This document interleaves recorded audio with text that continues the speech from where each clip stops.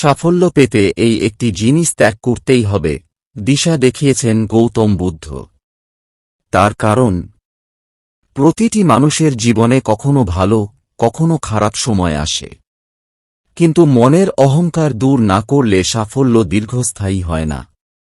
জেনে নিন গৌতম বুদ্ধের এই অমর বাণী।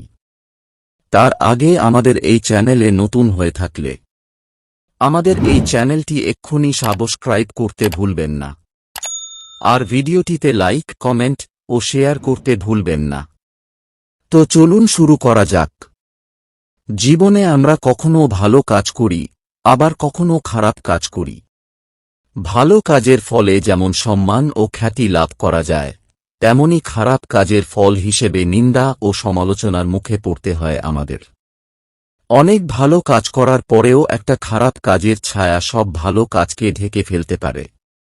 জেনে নিন নিজের জীবনের মাধ্যমে এই বিষয়ে কি শিক্ষা দিয়ে গিয়েছেন গৌতম বুদ্ধ। গৌতম বুদ্ধ ও শেঠের গল্প। একবার গৌতম বুদ্ধ একটি নগরে আসেন। গোটা নগরের লোক তাঁকে দেখতে ও তাঁর কথা শুনতে ভিড় করে আসেন। গৌতম বুদ্ধের দর্শনার্থী সেই সব মানুষদের মধ্যে ছিলেন শহরের এক ধনী শেঠ। সেই ধনী শেঠ বুদ্ধের জন্য অনেক ধন সম্পদ উপহার হিসেবে নিয়ে আসেন। তার সঙ্গে তিনি গৌতম বুদ্ধের মাধ্যমে রাজার কাছে একটি বার্তা প্রেরণ করার ইচ্ছে পোষণ করেন। যখন ওই সম্পদশালী শেঠ বুদ্ধের সঙ্গে দেখা করেন, তখন তিনি বুদ্ধকে বলেন যে তিনি ওই শহরের একজন অত্যন্ত ধনী ও প্রভাবশালী ব্যক্তি। শেঠ আরও বলেন, আমি এই নগরের জন্য অনেক কিছু করেছি। অনেক বিদ্যালয় ও চিকিৎসা কেন্দ্র স্থাপন করেছি। এমনকি আপনি যে বহুমূল্য আসনে বসে আছেন, তাও আমার তৈরি। বুদ্ধ চুপচাপ ওই শেঠের সব কথা শুনলেন। বুদ্ধ কোনো কথা বলছেন না দেখে শেঠ যখন ফিরে যাচ্ছেন, তখন গৌতম বুদ্ধ তাকে বলেন, আমার জন্য যা যা এনেছেন, তা সব এখানে রেখে যান। কোনো কিছু সঙ্গে করে ফেরতও নিয়ে যাবেন না।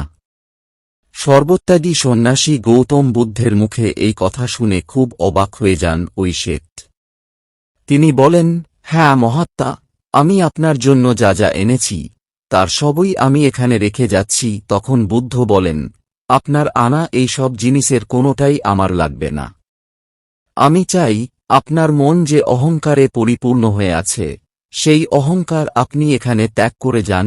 এই কথা শুনে ওই শেঠ নিজের ভুল বুঝতে পারেন এবং নিজের অহংকার ত্যাগ করার শপথ নেন গৌতম বুদ্ধের চরণে।